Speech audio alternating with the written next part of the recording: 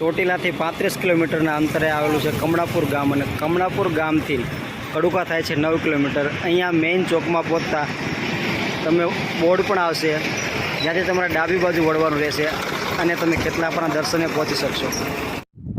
કમળાપુરથી 3 kilometre આગળ ચાલીને બે રસ્તા પડશે।